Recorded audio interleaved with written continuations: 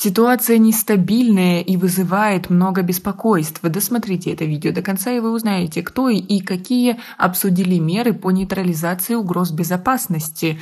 Они что есть? Подписывайтесь на наше обновление, и точно будете в курсе всего самого актуального. 17 июня состоялось заседание Комитета секретарей Совета безопасности Организации договора о коллективной безопасности, сообщает пресс-служба ОДКБ. Секретари Советов безопасности обсудили меры по нейтрализации вызовов и угроз безопасности государств, членов ОДКБ, а также рассмотрели и одобрили ряд важных документов, касающихся совершенствования управления войсками и противодействия терроризму. В частности, было одобрено решение Совета коллективной безопасности ОДКБ о придании комплексу оперативно-профилактических мероприятий «Наемник» статуса региональной антитеррористической операции постоянного действия. Решением утвержден план совместной подготовки органов управления и формирования сил и средств системы коллективной безопасности ОДКБ на 2023 год и ряд других документов, а также план консультаций представителей государств, членов Организации договора о коллективной безопасности по вопросам внешней политики, обороны и безопасности на 2022-2024 годы. Документ разработан с учетом основных положений стратегии коллективной безопасности ОДКБ на период до 2025 года и служит основанием для проведения консультаций по вопросам в области противодействия вызовам и угрозам. А как вы считаете, ОДКБ выполняет свои функции или это организация, которую уже давно пора закрыть? Свои ответы напишите нам, пожалуйста, в комментарии. По окончанию заседания Комитета секретарей Советов безопасности генеральный секретарь ОДКБ Станислав Зась подвел итоги и отметил следующее. В ходе заседания мы подробно провели анализ военно-политической обстановки в мире и дали оценку ситуации, которая сложилась как в зоне ответственности Организации договора о коллективной безопасности, так и в прилегающих регионах. Сегодня, к сожалению, можно констатировать кризис мировой системы безопасности как таковой. Существовавшие десятилетиями договоренности фактически перестают действовать. Уровень недоверия между рядом ведущих игроков достиг критической отметки.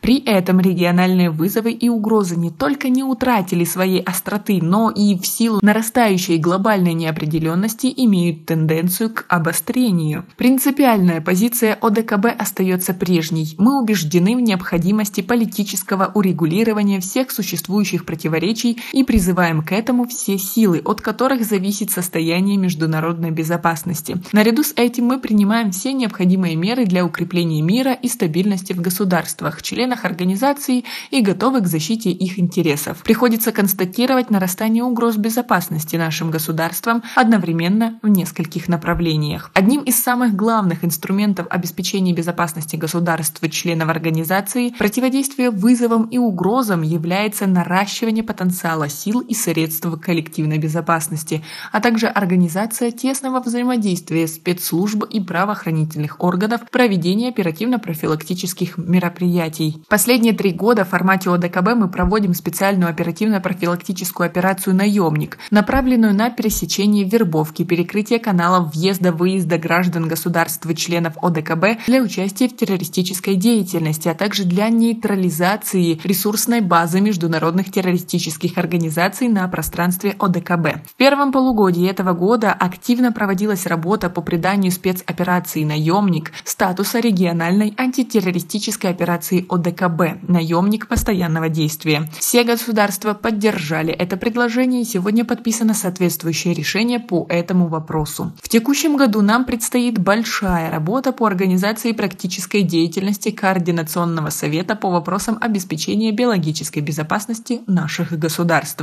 С учетом обсуждения вопросов оперативного реагирования на вызовы и угрозы безопасности наших государств, секретариатом ОДКБ готовится пакет нормативно-правовых актов по совершенствованию системы кризисного реагирования, который мы планируем представить на осеннее заседание уставных органов и сессии СКБ. Таким образом, с учетом складывающейся обстановки, нам предстоит выполнить серьезные задачи по укреплению всестороннего потенциала нашей организации, продолжить работу по повышению авторитета ОДКБ на международной арене. Как вы думаете, почему никто не сказал о том, что некоторые страны ОДКБ вызывают эту угрозу, нападая, например, на другие страны? Как вы ко всему этому относитесь? Свои ответы напишите нам, пожалуйста, в комментарии. У нас пока на этом все. Оцените наше видео подпиской и лайком. До скорой встречи!